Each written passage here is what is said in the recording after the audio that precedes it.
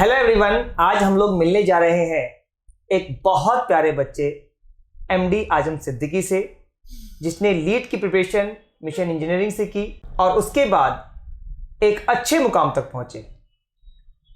Hello आजम, कैसे हो? ठीक है सर, आप बताओगे? मैं भी ठीक हूँ। आजम, सबसे पहले हमारे ऑडियंस को अपने बारे में बताओ, उसके बाद हम लोग आज डिस्कशन करेंगे आगे के बारे में। हेलो, मेरा नाम आज़म है। मैंने डिप्लोमा पूसा से किया इलेक्ट्रिकल ब्रांच में एंड मैं 23 में पास आउट हुआ था। उसके बाद फिर मैंने लेटर एंट्री के थ्रू बीटेक में एडमिशन लिया है Maharaja Agrasen institute of technology में, और उसकी प्रिपरेशन मैंने मिशन इंजीनियरिंग से की है। And that's it's all for my side. Thank you. Okay Azam, आज मैं तुम्हारे बारे में बहुत कुछ जानना चाहूँगा। सबसे पहले तो फैमिली के बारे में, तुम्हारे फ्रेंड सर्कल के बारे में, तुम्हारी स्कूलिंग कैसी रही, उन सब के बारे में। उसके बाद हम लोग जानेंगे कि लीट के एग्ज़ाम में क्या कुछ इम्पोर्टेंट होता है, इन सब चीज़ों को ध्यान देंगे। तो सबसे पहले मुझे अपनी फैमिली के बारे में बताओ कि फैमिली में कौन कौन है। मेरी फैमिली में 2 छोटी बहन हैं, दोनों स्कूलिंग कर रही हैं अभी, और एक पापा हैं जो प्राइवेट जॉब कर रहे हैं, एंड मदर मेरी हाउस वाइफ है। तुमने डिप्लोमा 10th के बाद किया था या 12th के बाद? मैंने 10th के बाद ही डिप्लोमा किया था। 10th में क्या परसेंटेज थी आपकी? 10th मेरी 80 थी। 10th में भी तुम अच्छे स्टूडेंट रहे, तो 10th के बाद 11th के लिए क्यों नहीं सोचा, डिप्लोमा की तरफ क्यों गए? मुझे टेक्निकल फील्ड में जाना था और मेरे पापा भी यही कहते कि टेक्निकल फील्ड में जाना है। एंड उसी दौरान मेरे भाई ने डिप्लोमा किया था, उसकी टाटा में अच्छी जगह प्लेसमेंट लग गई थी, तो उसी को देख करके मेरे पापा ने मेरे को डिप्लोमा करने के लिए कहा, और डिप्लोमा में मेरी अच्छी रैंक आ गई थी 518। कॉलेज भी अच्छा मिल गया एंड ब्रांच भी एवरग्रीन है इलेक्ट्रिकल। सो पापा ने मेरे को डिप्लोमा के लिए करने के लिए बोल। ठीक है, मैं पूसा के लिए मान लेता हूँ कि पूसा बेस्ट है, सबको पता है। इलेक्ट्रिकल लेने का ही पर्पज क्या था?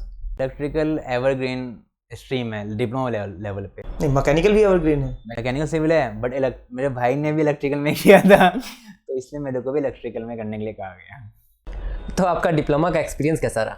डिप्लोमा ठीक था, but as compare to now BTech में बहुत फीका पड़ गया था।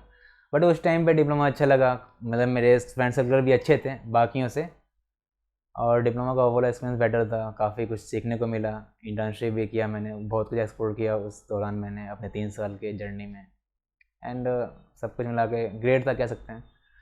तो डिप्लोमा का कोई ऐसा टाइम जो कभी नहीं भूल सकते हो? कोविड पीरियड 4th और 5th सेमेस्टर में भी कोविड चल रहा था और हम लोग को ऑनलाइन चल रहा था, तो उस टाइम में एक टेंशन था हम लोगों के कि हमारी प्लेसमेंट होगी या नहीं होगी, क्योंकि कोविड में तो बहुत इंडस्ट्रियल सिचुएशन भी बहुत ख़राब थी, और उसके बाद हम डिप्लोमा कर रहे थे और डिप्लोमा हम ऑनलाइन कर रहे थे, तो हमें लग रहा था कि हमारी प्लेसमेंट बहुत कम हुई या फिर ना हुई, ऐसा टेंशन बहुत था। बट उस टाइम पढ़ाई का भी कोई इशू नहीं था, सब कुछ ऑनलाइन हो रहा था, तो उस टाइम मज़ा भी आ रहा था, बट थोड़ा थोड़ा टेंशन भी था कि अरे कुछ हो नहीं रहा, और कॉलेज लाइफ भी इंजॉय नहीं कर पा रहे थे उस टाइम पे। तो वो बहुत मेमोरेबल था कि 1-1.5 साल हमारा यूँ ही ऑनलाइन में निकल गया पूरा। तो पूसा के तुम्हारे सबसे फेवरेट टीचर कौन थे? टीचर तो सारे अच्छे थे, कोऑपरेटिव भी थे, बट मेरे को सबसे अच्छी एक मैम लगी जिनका नाम मोनिका मैम है। उन्होंने बहुत हेल्प भी की थी हमारी, और वो हमारी HOD भी रही थी 1 साल तक, तो उनका बहुत हेल्पफुल भी थी वो हमारे लिए, तो वो मेरे को बहुत अच्छी लगी। अच्छा, एक बात बताओ कि तुम्हें क्या लगता है कि डिप्लोमा के बाद स्टूडेंट्स के लिए क्या क्या ऑप्शंस होते हैं? डिप्लोमा के बाद बच्चे के पास 2 ऑप्शन होते हैं, पहला तो वो बीटेक करे या दूसरा वो जॉब करे, बट ज़्यादातर बच्चे जॉब करते हैं, क्योंकि उनका एम ही होता है कि डिप्लोमा के बाद वो जॉब करेंगे। और जो कुछ बच्चे होते हैं थोड़े बहुत, वो बीटेक करते हैं अपना, और जॉब भी अच्छी कंपनी में लगती है, उनके पास अच्छा फ्यूचर होता है, टाटा मारुति ये सब बहुत अच्छी कंपनी है। तो तुम प्लेसमेंट के लिए बैठे थे?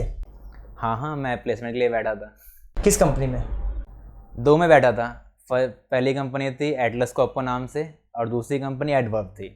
तो सिलेक्शन हो पाया किसी में? हाँ। तो सिलेक्शन हो पाया किसी में? हाँ, दूसरी कंपनी में हो गया था सिलेक्शन। एडवर्ब नाम की कंपनी थी, उसमें सिलेक्शन हो गया था। अच्छा, एडवर्ब में सिलेक्शन हो गया था तुम्हारा? हो गया था सिलेक्शन। तो फिर आपने बीटेक क्यों किया? कि जो मुझे प्लेसमेंट मिले थे ना, वो उसमें पैकेज इशू था, सैलरी कम लग रही थी उस टाइम पे, और ये बीटेक करने का डिसीजन ओवरनाइट था। एडवर्ब का पैकेज कितना था? एडवर्ब का पर मंथ 25K मिल रहा था मेरे को। फिर आपने गवर्नमेंट जॉब की तरफ क्यों नहीं देखा? एक्चुअली मेरी GK और एप्टीट्यूड ये सब इतनी स्ट्रॉन्ग है नहीं कि मैं उसमें जाऊँ, फिर उतना टाइम भी नहीं है कि अब अलग से 2-3 साल बैठ के उसकी प्रिपरेशन करूँ, क्योंकि गवर्नमेंट जॉब में टाइम बहुत लगता है, आप लोगों को पता ही होगा, आप लोग उसकी प्रिपरेशन कराते हो, तो टाइम बहुत लगता है, तो उतना टाइम था नहीं, और अभी इतना एज है नहीं कि सब कुछ छोड़ के एक चीज़ में फोकस करूँ। एक्सप्लोर करने का टाइम है मेरा, एक्सप्लोर करता हूँ, बीटेक कर रहा हूँ, शायद MBA MTech भी करूँ। अच्छा, मुझे एक बात बताओ डिप्लोमा भी तुमने बेस्ट कॉलेज से किया, बीटेक के भी तुम बेस्ट कॉलेज में हो, दोनों के बेस्ट में से तुमको क्या बेस्ट लगा? बेटर तो ऑब्वियसली बात है बीटेक ही लगेगा, बट दोनों अपने लेवल पे बेस्ट थे, दोनों टॉप कॉलेज हैं, सब कुछ अच्छा था वहाँ। दोनों कॉलेज में जो वहाँ के फैकल्टीज़ हैं वो भी मेरे को अच्छे सपोर्ट कर रहे हैं, तो ओवरऑल एक्सपीरियंस दोनों का अच्छा था, बट बेटर इन्वायरमेंट बीटेक का ही। आजम, तुमको क्या लगता है कि डिप्लोमा के बाद बच्चे को जॉब करना चाहिए या फिर उसको बीटेक करना चाहिए? मुझे लगता है कि डिप्लोमा के बाद बच्चों को बीटेक ही करना चाहिए, क्योंकि बीटेक में जाने के बाद बच्चों का थिंकिंग लेवल इंक्रीज़ होता है, बहुत कुछ सीखने को मिलता है वहाँ, और वहाँ पे क्राउड भी अच्छा मिलता है, जिससे आपका अंदर से इनर फीलिंग्स आते हैं कि आपको कुछ करना है लाइफ में, कुछ एक्सप्लोर करना है, न्यू थिंग्स करना है, तो वहाँ पे एक ऐसा माहौल है, तो इसलिए आपको बीटेक ही करनी चाहिए डिप्लोमा के बाद। अच्छा, मुझे एक बात बताओ कि बाई चांस कोई बच्चा लीड का एग्ज़ाम देता है और उसका सिलेक्शन अच्छे कॉलेज में नहीं हो पाता, तो उसे ड्रॉप लेना चाहिए या फिर बेकार कॉलेज में भी या काम चालू कॉलेज में भी एडमिशन ले लेना चाहिए? जहाँ तक मेरे को लगता है, अगर आपका एडमिशन टॉप 2 या 3 कॉलेज में हो गया तो आपको एडमिशन ले लेनी चाहिए, भले ही वो CS हो या फिर IT हो या फिर AIML AIDS, सारे एक ही जैसे होते हैं, तो आप एडमिशन ले लो। बट आपको कुछ ज़्यादा ही बेकार रैंक आई है और आपका माइंडसेट है कि आपको बीटेक ही करना है, तो आप ड्रॉप ले सकते हो और फिर बीटेक के लिए दोबारा प्रिपरेशन करो। आजम, तुम्हारी लीट में 24 रैंक का सबसे बड़ा मेन रीजन क्या था? प्रिपरेशन हार्ड थी एंड जितना भी उसके अंदर क्वेश्चन आया था वो ऑलमोस्ट सारा सिलेबस हम लोगों ने कवर कर लिया था। मतलब लाइक क्वेश्चन देखते ही माइंड में उसका इमेज बन जाता था कि यार ये क्वेश्चन मैंने कहीं ना कहीं तो कर रखा है, तो मतलब पूरा सिलेबस कवर था हम लोग का, और फिर रिविज़न भी काफ़ी टाइम बार हो रखी थी, तो इसलिए हम लोग को कुछ प्रॉब्लम नहीं है। बट 1-2 क्वेश्चन होते हैं जो आ जाते हैं अनएक्सपेक्टेडली, तो वहाँ पे प्रॉब्लम आती हैं, और थोड़ी सी मैथ में मेरे को प्रॉब्लम आई थी, बस बाकी तो सब कुछ अच्छा था। वैसे तुम पढ़ाकू तो बहुत हो, इसमें कोई डाउट नहीं है। अरे सर इतना भी नहीं था सर, थोड़ा बहुत था बट। और जब तुम पढ़ते थे तो तुम्हें देख के लगता था, और मुझे अनएक्सपेक्टेड बिल्कुल नहीं था कि तुम्हारी 24 रैंक आ गई तो बहुत बड़ी बात हो गई। तुम लगता था कि हाँ टॉप 20 टॉप 30 के अंदर रैंक ले जाओगे, जिस हिसाब से तुम मेहनत करते थे। यहाँ भी सेंटर पर भी तुम बहुत देर तक पढ़ते रहते थे, और जिस टाइम तुम पढ़ते थे तो उस टाइम ऐसा नहीं लगता था कि हाँ तुम्हारा माइंड कहीं डाइवर्ट हो रहा है। तो ऑल टाइम फुल फोकस के साथ और एक एक चीज़ें कवर करना, टेस्ट के अंदर तुम्हारा स्कोर भी बहुत अच्छा रहता था ऑल टाइम। तो उस हिसाब से बोलेंगे तो रैंक अच्छी थी और अच्छा स्कोर किया तुमने। आज मेरे दिमाग में एक बात आई कि तुमने डिस्कस किया कि मैथ्स मेरा थोड़ा सा वीक था। Yes sir. 24 रैंक भी तुम्हारी आई। Yes sir. राइट। तो कौन से सेक्शन ऐसे थे जो तुम्हारे मजबूत पकड़ में थे? मेरे पकड़ में जो सेक्शन नहीं था वो बेसिकली मैथ का नहीं था, बाकी सभी चीज़ें मेरी पकड़ बहुत अच्छी थी। कंप्यूटर, रीजनिंग, एप्टीट्यूड, मैकेनिक्स, सब चीज़ में मेरी पकड़ अच्छी थी। सिर्फ मैथ में थोड़ा पीछे रह गया था, इस वजह से शायद रैंक भी गिर गई, नहीं तो और अच्छी आती। बाकी सारे पोर्शन में अच्छे थे। अच्छा, तुम्हें लगता है कि रैंक गिर गई? नहीं मतलब पेपर देख के लगता है कि रैंक गिर गई, बट उससे पहले लगता था कि रैंक तो इतनी मेरी आ ही नहीं सकती, 100+ होगी शायद, ऐसा लगता था। बट जब पेपर देगा फिर लगा कि हाँ कुछ बेटर हो सकता था। नहीं, इसमें कोई डाउट नहीं है कि तुम डिजर्व करते हो, और मेहनत सब कुछ बोलती है, क्लास के पेपर्स सब कुछ बोलते हैं, क्योंकि हम लोग सब्जेक्टिव एग्जाम भी लेते थे, ऑब्जेक्टिव भी लेते थे, और सब्जेक्टिव में बच्चे का जो करने का जो तरीका होता है पेपर को, उससे पता चल जाता है कि हाँ बच्चा कितना रट्टा मारता है और कितना दिमाग लगाता है। और तुम बहुत बहुत अच्छा पेपर अटेम्प्ट करते थे। आज मेरे दिमाग में एक बात और आई कि जिन बच्चों को मैथमेटिक्स से डर लगता है, तुम ही अकेले नहीं हो, बहुत बच्चों को डर लगता है मैथमेटिक्स से, उन बच्चों को लीट के एग्जाम के पॉइंट ऑफ व्यू से कौन से 5 चैप्टर कवर करने चाहिए? बेसिकली लीड के पॉइंट ऑफ व्यू से जिनकी मैथ में अच्छा नहीं है उनको प्रोबेबिलिटी देखें सबसे इजी है वो, उसके बाद इंटीग्रेशन, डिफरेंशियल इक्वेशन, फिर coordinate geometry and then vector. ये 5 ऐसे चैप्टर हैं जो वीक मैथ में वीक है ना, वो बच्चे भी ये चैप्टर्स कर सकते हैं इजीली, और इनसे काफ़ी क्वेश्चन फंसते भी हैं। अच्छा, तुम्हें रीजनिंग कैसी लगती थी? रीजनिंग सर बहुत मज़ा आता था करने में। रीजनिंग एक ऐसा सब्जेक्ट था जिसको अगर 2-3 घंटे भी दे दो ना तो ऐसा नहीं लगता था कि बोर हो रहा हूँ मैं। बहुत अच्छे से मज़ा आता था करने में।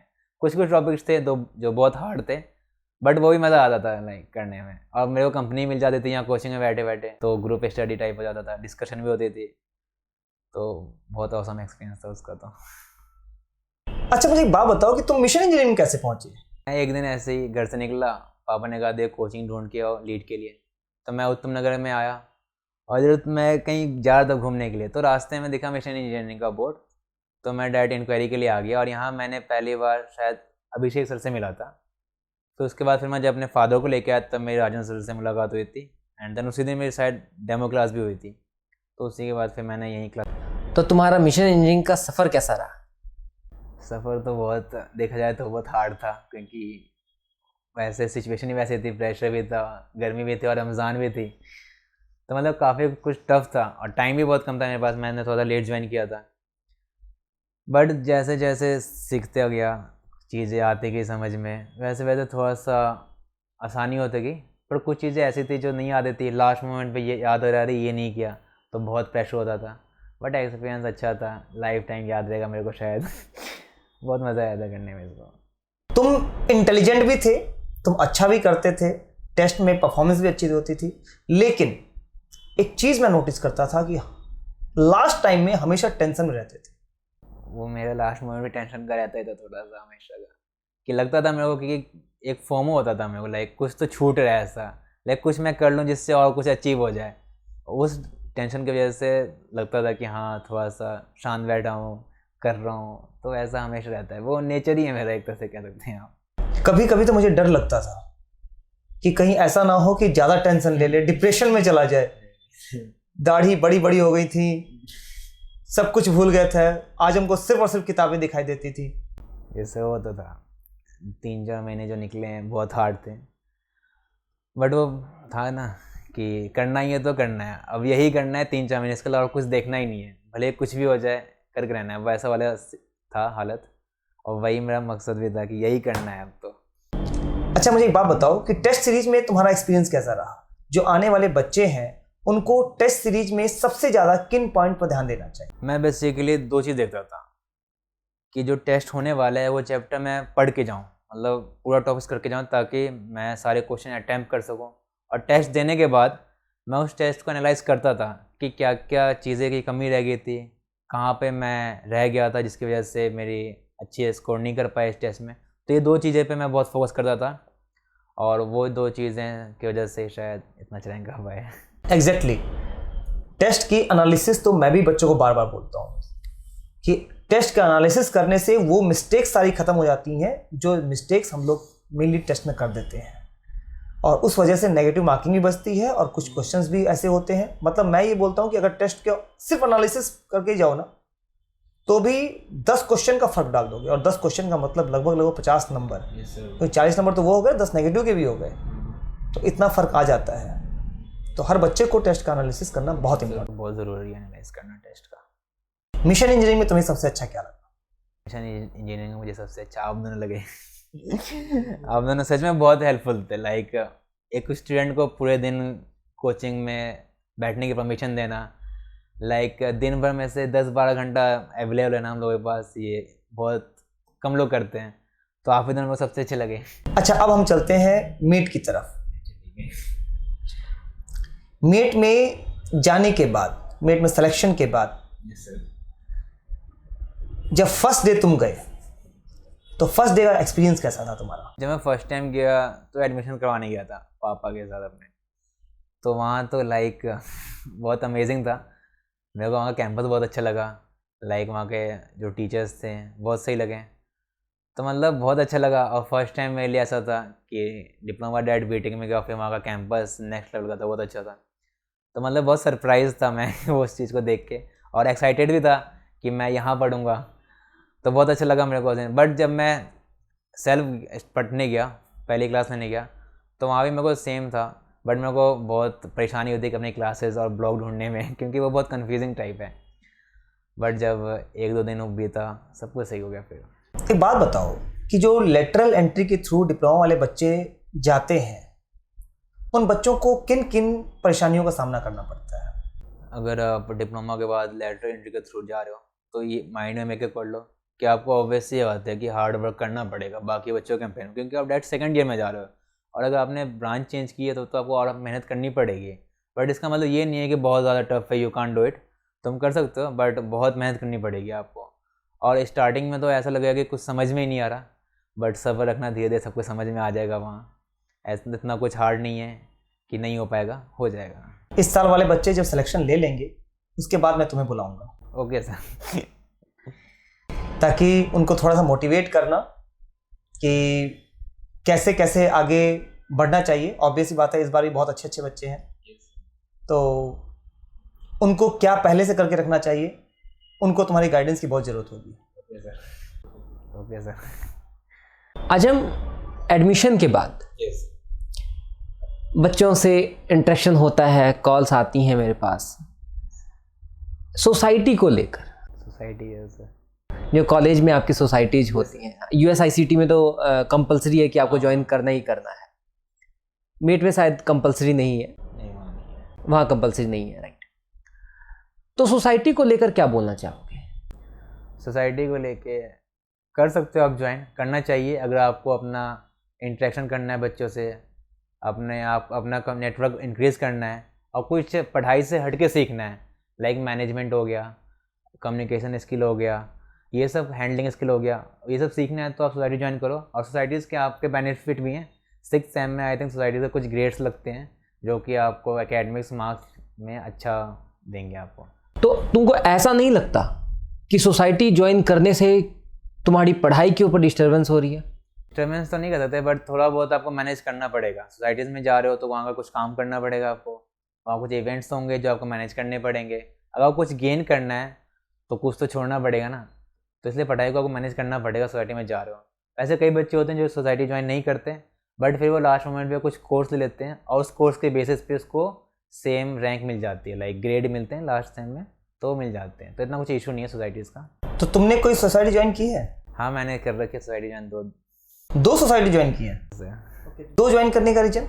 एक्चुअली मैं वो सोसाइटी में ज्वाइन हो नहीं पा रहा था, बहुत कोशिश कर रहा था बट हो नहीं पा रहा था, तो मैंने दोनों का इंटरव्यू दे दिया और मैं दोनों में एक साथ सिलेक्ट हो गया था। क्योंकि एक सोसाइटी है स्पोर्ट्स की और ऑब्वियसली मैं बात है मैं बास्केटबॉल खेलता हूँ तो मेरे को वहाँ हो गया सिलेक्शन।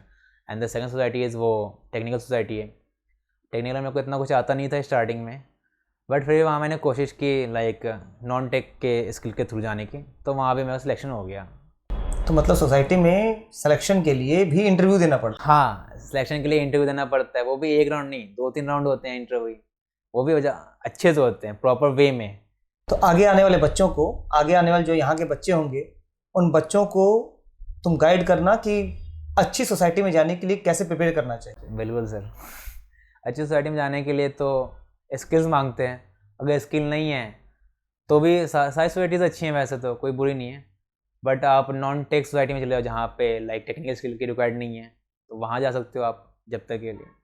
आजम, यदि किसी बच्चे को मेट की सोसाइटी ज्वाइन करनी है तो उसको कौन सी सोसाइटी ज्वाइन करनी चाहिए जो कि मेट की बेस्ट सोसाइटी हो? अगर कोई बच्चा टेक्निकल फील्ड में लाइक CS में है, IT में है, EIDS या ML में है तो कॉलेज की टॉप 2-3 सोसाइटीज़ हैं टेक की जिसे उसे ज्वाइन करनी चाहिए। सबसे पहले तो टेककॉम हो गई, GDSC हो गई जो इंटरनेशनल सोसाइटी है, और उसके बाद CSI हो गई। तो ये तीनों टेक सोसाइटी हैं, इनमें ज्वाइन करना चाहिए और ये काफ़ी अच्छा वर्कशॉप भी कराती हैं, इवेंट्स भी होते हैं इसके अंदर, काफ़ी अच्छी सोसाइटी है ये सब। तो क्या इन सोसाइटी में ज्वाइनिंग का फ़ायदा प्लेसमेंट में भी मिलता है? हाँ मिलता है, ऑब्वियसली बात है। आप सोसाइटी में ज्वाइन कर रहे हो तो वहाँ पे कुछ सीनियर्स होंगे आपके, वो अच्छी जगह प्लेस होंगे, आपकी उससे अच्छी बॉन्डिंग होगी तो वो आपको हेल्प करेंगे। और दूसरी फ़ायदा होता है कि आप सोसाइटी में रहते हो ना तो वहाँ वर्कशॉप होते हैं, इवेंट्स होते हैं, बहुत कुछ सीखने को मिलता है। और ऐसी बात नहीं सोसाइटी में सिर्फ बच्चे होते हैं, कंपनीज़ भी आते हैं सोसाइटीज़ में कोलैब करने के लिए, तो वहाँ से आपके बहुत अच्छे एक्सपीरियंस मिलते हैं, इंटरेक्शन होती है आपके अच्छे अच्छे लोगों के साथ, तो वहाँ से स्किल भी गेन होता है, नॉलेज भी गेन होता है और अपना आप नेटवर्क भी बढ़ाते हो वहाँ से। कि ऑन एन एवरेज कितना घंटा बच्चे को देना पड़ता है सोसाइटी ज्वाइन करने में? ऑन एन एवरेज बच्चों को तो ये सीज़न पे डिपेंड करता है। लाइक अगर कोई सीज़न आ रहा है फेस्ट का या फिर कोई कल्चर फेस्ट या फिर मंथ एंड में तो उस टाइम पे आपको देना पड़ता है अपने 2-3 घंटे छोटा मोटा काम होता है, ज़्यादा कुछ हार्ड भी नहीं होता। तो ज़्यादा इतना कुछ नहीं है कि आपको 24/7 सोसाइटीज़ में दे दो, सब कुछ छूट गया, इतना कुछ टफ भी नहीं है, बहुत अच्छा रहता है। मैं तो कहता हूँ सोसाइटी ज्वाइन करनी चाहिए सबको। तुमने अपनी इंटर्नशिप के बारे में क्या सोचा है? इंटर्नशिप अभी तो मैं 4th सेम में ही हूँ, अपने स्किल पे फोकस कर रहा हूँ। बट एम सबका होता है अच्छी जगह जाने का, वैसे मेरा भी अच्छी जगह जाने का एम है। बट मैं अपने स्किल पे फोकस कर रहा हूँ अभी 2-3 महीने कुछ मेरे को सोचना नहीं है कैसे क्या करना है, सिर्फ फोकस करना है जिस फील्ड में मैं जाना चाहता हूँ। उसके बाद फिर मैं सोचूंगा क्या करना है वैसे। बट मैं अभी भी एक्सप्लोर कर रहा हूँ, पता कर रहा हूँ कि इंटर्नशिप कहाँ लगती है। ऐसी बात नहीं बिल्कुल मैं शांत बैठा हूँ, पता कर रहा हूँ बट सीरियसली अप्लाई नहीं कर रहा हूँ। तो कब से अप्लाई करना है? 3 महीना बाद से मैं अप्लाई करना शुरू। मतलब प्रिपरेशन अभी ऑनगोइंग है? हाँ, ऑनगोइंग प्रिपरेशन है, बट बीच में एग्ज़ाम्स आ जाते हैं तो प्रिपरेशन रुक जाती है उनकी वजह से। बट ऐसे मैनेज करना पड़ेगा आपको, ये सबके साथ होता है, सिर्फ आपके साथ नहीं होगा। आज हम इन द लास्ट 2025 के लीड एस्पिरेंट्स को आप क्या बोलना चाहेंगे? जो 25 में बच्चे पास आउट होने वाले हैं उनको मैं यही कहूँगा, अगर आपका एम बीटेक है तो आप प्रिपरेशन स्टार्ट कर दीजिए स्टार्टिंग से ही। जैसे ही बैच स्टार्ट हो आप एडमिशन ले लीजिए। अगर आप कंफ्यूजिंग है कि बीटेक में जाऊँ या जॉब करूँ मेरी तरह, तब भी आप स्टार्टिंग से ज्वाइन कर लीजिए लीड में, क्योंकि यहाँ पे जो एप्टीट्यूड और रीजनिंग सिखाई जाती है वो आपके प्लेसमेंट में भी काम आने वाली है, क्योंकि प्लेसमेंट में भी एप्टीट्यूड आती है, रीजनिंग आती है, तो वहाँ पे आपको बेनिफिट मिलेगा ही मिलेगा और लीड में तो मिलेगा ही मिलेगा। तो आप स्टार्टिंग से ज्वाइन कर लो BTech. Thank you so much Azam, तुम्हारे प्रीशियस टाइम के लिए, जब तुम इतना इंटर्नशिप के लिए पूरी तरह से फोकस्ड हो और 3 महीने के बाद तुमको इंटर्नशिप ज्वाइन करनी है। लेकिन मैं तुम्हें फिर से बुलाऊंगा जब मुझे मेरे बच्चों के लिए गाइडेंस की रिक्वायरमेंट हो। ओके सर, मैं ज़रूर आऊँगा। Thank you sir.